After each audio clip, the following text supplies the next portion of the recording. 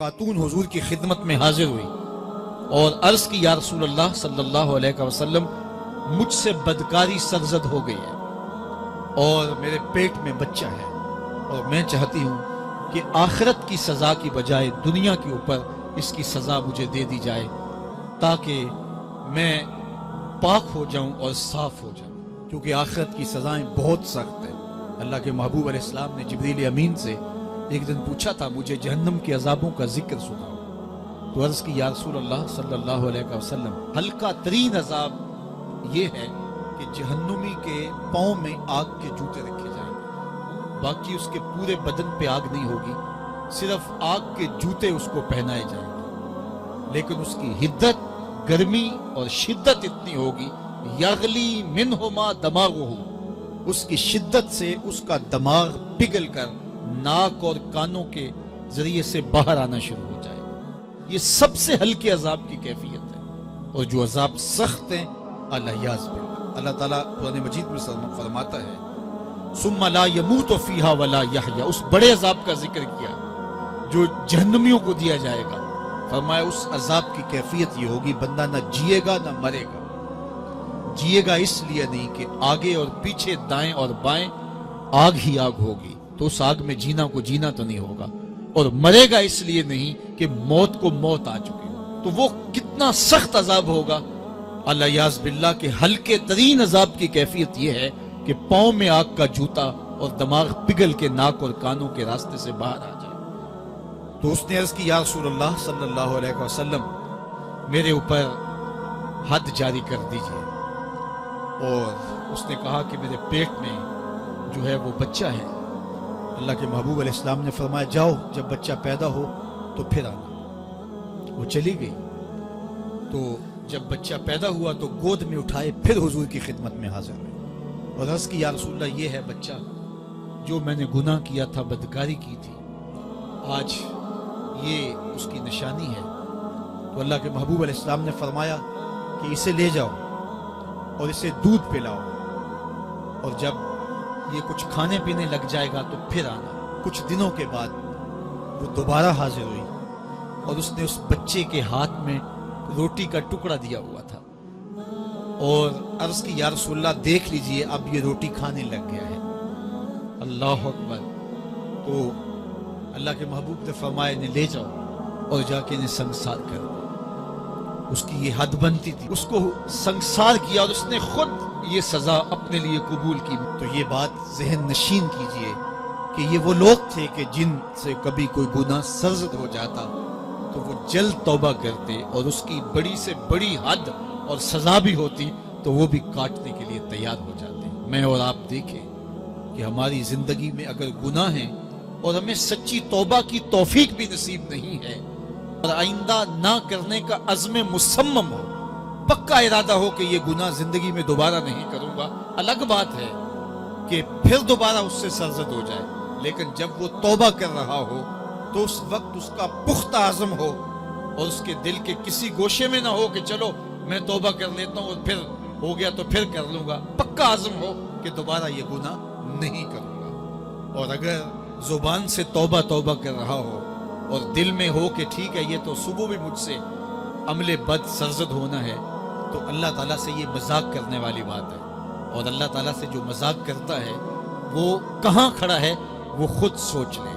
وہ کیا کسی نے کہا تھا کہ توبہ کی پھر توبہ کی، پھر توبہ کر کے توڑ دی، میری اس توبہ پہ توبہ توبہ توبہ کر اٹھی۔ تو ایسی توبہ نہیں ہے کہ جو رسماً کسی مجلس میں چلے گئے، کسی اجتماع میں چلے گئے تو سب لوگوں نے توبہ توبہ کی تو وہ بھی توبہ توبہ کرتا رہا، لیکن اس کا عزم مصمم پختہ ارادہ نہیں تھا گناہوں کو چھوڑنے کا، تو یہ توبہ نہیں، یہ مذاق ہے۔ اس لیے اللہ کے حضور سچی توبہ یہ ہے کہ ماں قبل کے گناہوں سے مٹی کے گھروندے پاؤں پہ بناتا ہے اور انہیں مسمار کر دیتا ہے۔ وہ کبھی آپ نے دیکھا ہوگا کہ بچے ریت میں اپنا پاؤں رکھ کر کے اوپر سے ریت تھپک لیتے ہیں اور پھر پاؤں ہولے سے نکال لیتے ہیں، بچ جائے تو بڑے خوش ہوتے ہیں، اور جب کھیل ختم ہو جاتے ہیں تو اسے گرا دیتے ہیں اپنے ہاتھوں سے۔ بہلول بھی اسی شغل میں لگا ہوا ہے، بہلول یہ کام کر رہا ہے، گروندے بناتا ہے گراتا ہے، گروندے بناتا ہے گراتا ہے۔ بادشاہ گزرا, پوچھا بہلول کیا کر رہے ہو؟ ہنس کے کہا جنت کے مکان بنا رہا ہوں.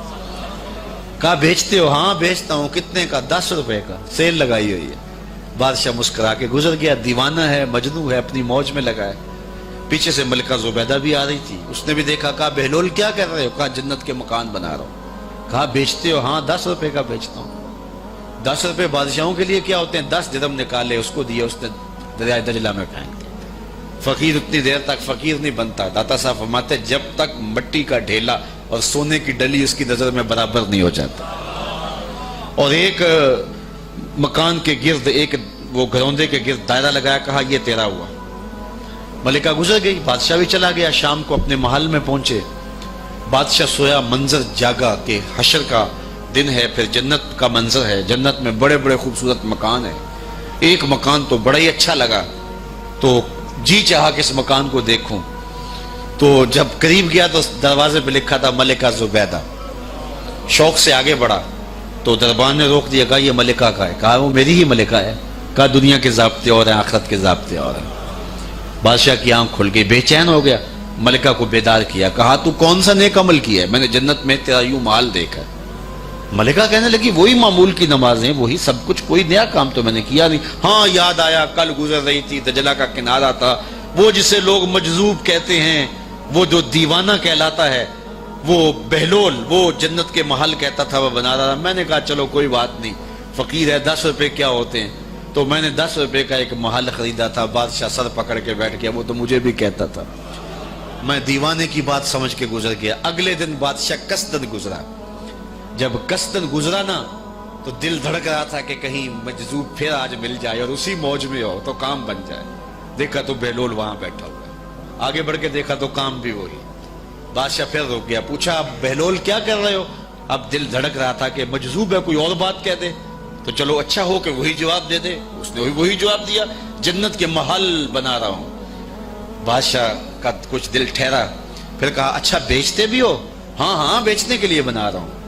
بادشاہ ادھر جیب میں ہاتھ ڈال رہا ہے اور ادھر پوچھ رہا ہے کتنے کا؟ کہا آدھی حکومت لگے گی. کہا کل تو 10 روپے کے بتا رہے تھے. کہا کل تم نے دیکھا نہیں تھا, آج سودا دیکھ کے لے رہے ہو. اللہ تعالیٰ ارشاد فرماتا ہے انما تنذر من اتبع ذکر وخشی الرحمن بالغیب, جو ان ڈٹھے سودے کرتے ہیں, جو بغیر دیکھ کے کرتے ہیں. اچھا چلو ایک خوشخبری میں آپ کو بھی سناؤں, اور وہ خوشخبری رسول اللہ کی زبان سے. حضور نے فرمایا طوبی لمن رآنی وآمن بی وطوبی 7 مرات من لم یرانی وآمن بی. فرمایا صحابہ تمہیں مبارک ہو ایمان کی کہ تم نے مجھے دیکھا اور میرے اوپر ایمان لائے. اور کہا انہیں 7 مبارکیں ہوں جنہوں نے مجھے دیکھا بھی نہیں ہوگا اور پھر بھی ایمان لائیں گے. انما تنذر من اتبع ذکر وخشی الرحمن بالغیب فبشرہ بمغفرۃ واجر کریم. ان کو بشارت دے دیجئے بڑی عزت والے اجر کی اور خوشخبری بھی.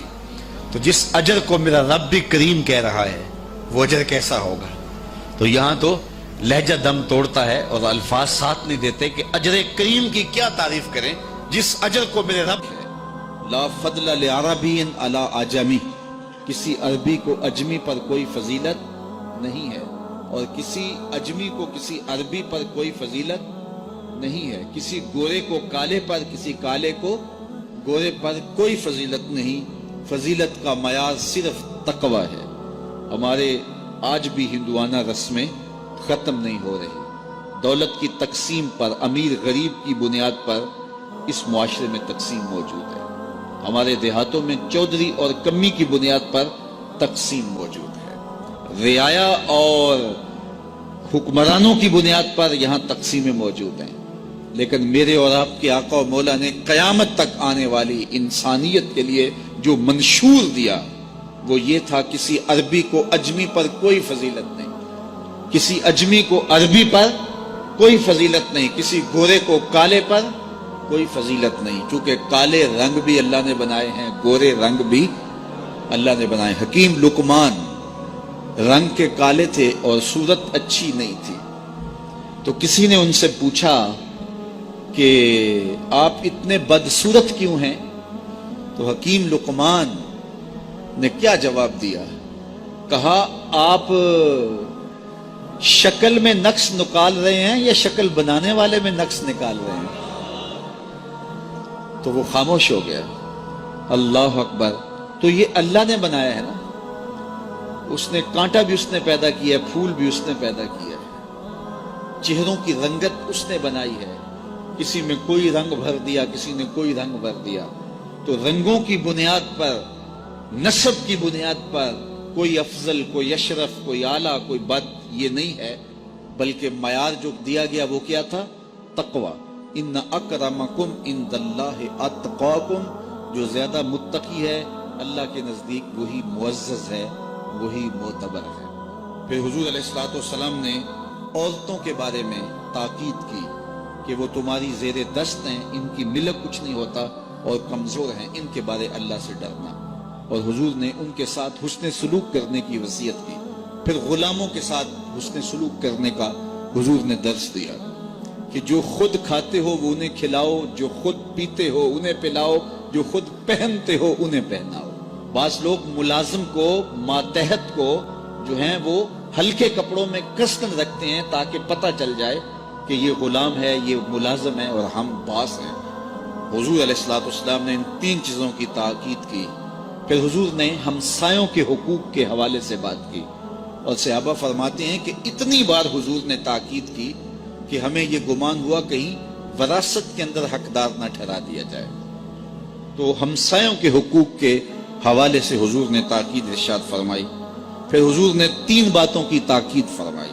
پہلی بات, عمل میں اخلاص پیدا کرو, چونکہ عمل کا خلوص ہی قبولیت کا سبب و ذریعہ ہے.